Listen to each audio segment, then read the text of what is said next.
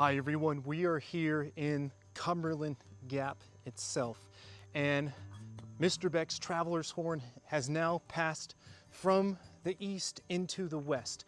We are standing in the gateway from the eastern world into the frontier beyond.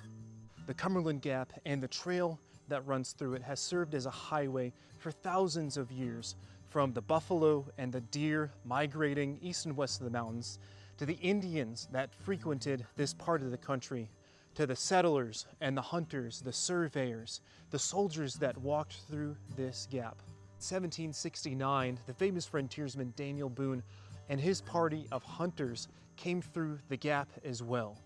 It wasn't just Daniel Boone who came through the gap. Thousands of settlers and pioneers and explorers came through this gap over the course of the years to settle America's first far west, first in Kentucky and northwest Tennessee, the Ohio and Illinois country. In 1803, the United States government acquired the Louisiana territory from the French government and then more than doubled the size of the United States land mass and opened up a whole new frontier for exploration, for trade, and for hunting and trapping and settlement. But that heritage of westward expansion and American civilization really began here. The colonies in the east butted up against these mountains, and they presented a nearly impassable barrier along most of its range. And there were a few places in that range that could be penetrated easily, and one of those is Cumberland Gap. And we stand here in Cumberland Gap today with Mr. Beck's traveler's horn. And this horn has already been all throughout the country, and it will continue to go throughout the country over the course of the rest of this year. This horn was made to commemorate the 250th year anniversary of the United States of America, which is, of course, next year, and it is to honor the heritage and legacy of the frontier, of the men who helped to come settle the land and build America as we know it today. The horn is, of course, a beautiful double curl horn. It is very simple, with the exception that it has some beautiful scrimshaw work on it.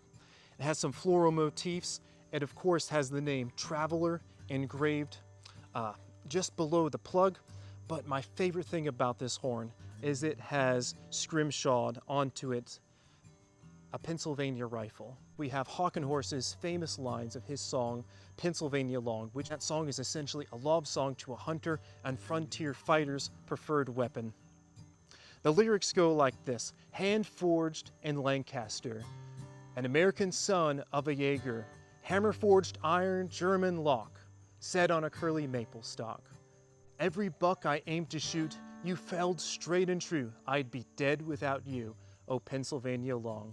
And this horn itself and the lyrics engraved upon it are living proof that the spirit of the American frontiersmen, of the hardy men and women that came west to build a new life for themselves, is still alive and well. Thank you so much to Mr. Beck for providing me an opportunity to be able to bring this horn through Cumberland Gap. And I hope this horn can inspire you to get out and have frontier adventures. And those adventures could be in your own backyard, practicing those wilderness survival skills like fire starting and basic shelter building, or you could come out to some of the great wild places of America, the wilderness areas, the state, and national parks and national forests. But get out here and experience the American frontier as it was meant to be.